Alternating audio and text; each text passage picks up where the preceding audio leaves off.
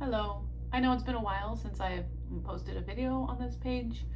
Um, as it turns out, I don't really like filming myself while I run or doing typical runner creator content.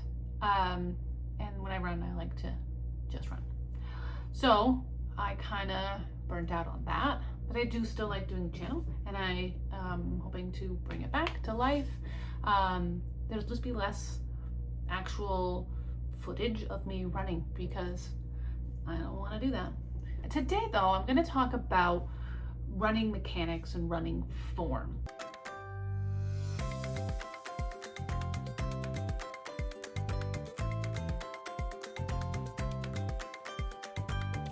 So I got another bib for the next Disney World Marathon. Super excited. I think the last one was amazing. I'm definitely looking forward to doing it again, but I ran that marathon in 5 hours and 18 minutes, which is a long time. It's a long time to be running. It is a lot of demand on your body. It's also just really quite slow. And I mean, I have labeled myself a slow runner, and I am definitely still a slow runner. But I'm hoping to get a 4:45 marathon, which is still comfortably slow, but maybe a little less. Part of the ways I'm doing that is I'm increasing my mileage more this time than I did last time. I'm going to be incorporating some tempo / race pace work and maybe some intervals depending on how much my body can handle. And I decided to get a running mechanics analysis. I found a PT in my town that just so happens to take my insurance too, so I don't even have to pay for it. Wonderful. They also they specialize in hypermobility, which is something I have. I don't have a diagnosis that explains my hypermobility, but I have very clearly hypermobile joints, and it impacts my running and like everything else I do in my life. What got me on this is that I did notice these are one of my first pairs of running shoes that I ever bought. So these are 2 years old. I don't use them very much anymore. Sometimes I use them on the treadmill still. But what you can see is I have very significant wear here on the heel and very little here. I mean, as you can see, it very clearly still says Brooks here. And this tread here is almost perfect. And right here, it's pretty shredded. So I went in to see the physical therapist with the understanding that I'm probably a heel striker, definitely a heel striker, probably overstriding. And how can I fix that? I have been running for almost 2 years now, so 2 years next month. I guess that's 2 years in just a couple weeks. And I haven't been injured. I have never had a running injury, so clearly I'm not doing anything terribly wrong because I do run a lot and I haven't been injured. But I'm not running great, and I could do better. And if I do better, I reduce my risk of injury even more, but I also might run a little faster and a little easier effort. And that's sort of my goal. So I went and I had a running analysis done, and he watched me run outside. He watched me run on the treadmill. I wore a weird little belt thing with a sensor that tracked my running. And let me see if I can pull that up. So I got a thing here. It says that I have fair running quality. So not terrible. I'm not in the zone. And I'll put the graphic up for you. I'm not in the zone where I'm at an increased injury risk. I'm not doing amazing. I'm just kind of in the middle.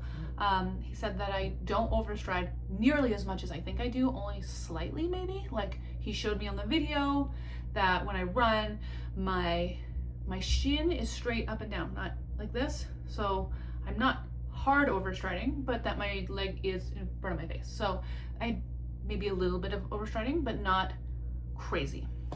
But it is something I can improve. My cadence is very low, which was another hint that told me that maybe I'm overstriding. And my running form wasn't great because my cadence tends to be like 145. And the guidelines that say I should be 180 are built on elite runners, and I'm nowhere near there. So I don't expect to be around 180, but I'm hoping to be around 160. I also have very long legs, so there's multiple factors, but I think 160 is a pretty decent goal to have, at least in the short term.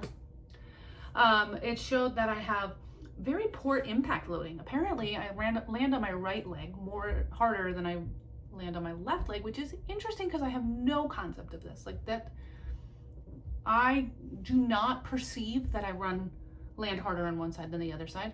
In fact, any type of pains I ever get are usually on the left side, which seems weird if I land harder on the right side. I apparently have very good dynamic stability, so my hips don't move too much when I run. That's good. It's good to be good at something. And I bounce up and down a lot. Instead of going forwards, I do a lot up and down, which wastes energy. So we tried some new things, some different cues of what could work, and I switched the way that I think that I run. And I tried to make a video about this for you, but I don't think that it physically looks much different, but it feels a lot different. So typically I have been running this whole time with the concept that I'm landing on the foot. So my focal point is landing, and that's what I do. So I've switched it to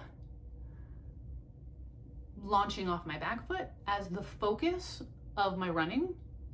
And so I kind of picture, like, if I'm running outside, that I'm running on a treadmill and it is my job to push the treadmill back.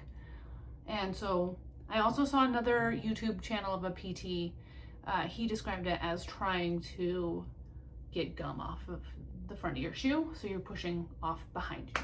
So I'm changing that from the form that I have been operating with, which is very sort of knee drives ahead of you sort of focused.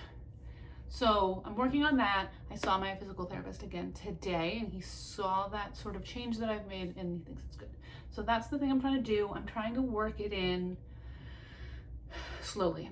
I can't just switch all 100% to something, because even if it's a better change, you can't go from, it'd be like going from no running to running 40 miles a week. You can't run one way and then 40 miles a week in a new way. It's not good for you. So I'm trying to do it a little bit by little bit. I started with like a 1 mile of old form, 1 mile of new form, 1 mile of new form, old form, one alternating. He suggests that maybe I go more for like a 5 minutes one way, 5 minutes the other way. So it's more frequent changes. So I'm gonna try that this week. So today, that's what we sort of landed on. He likes the way the form looks, so I'm gonna keep trying to make that be the new form, but more frequent changes.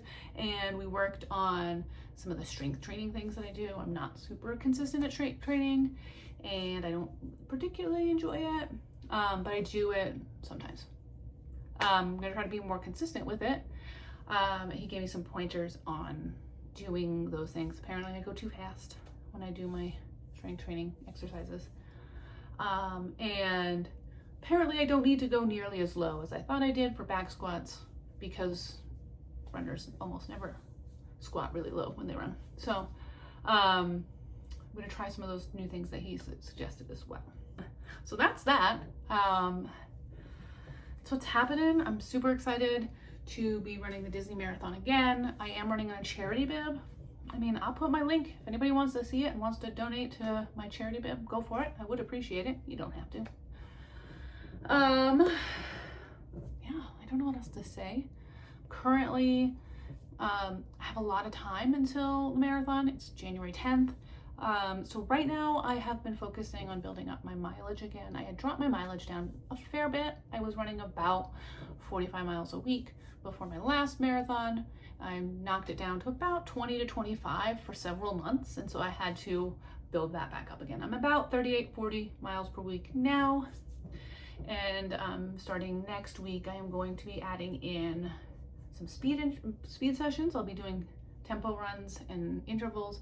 I'll be adding those in for a few weeks, making sure my body adapts to that well before I start building on my long run. My long run is currently 10 miles, and once I have established that my body's doing okay with the speed sessions, make any changes I need to for that, then I'll start increasing my long run, which will then increase my weekly run as well.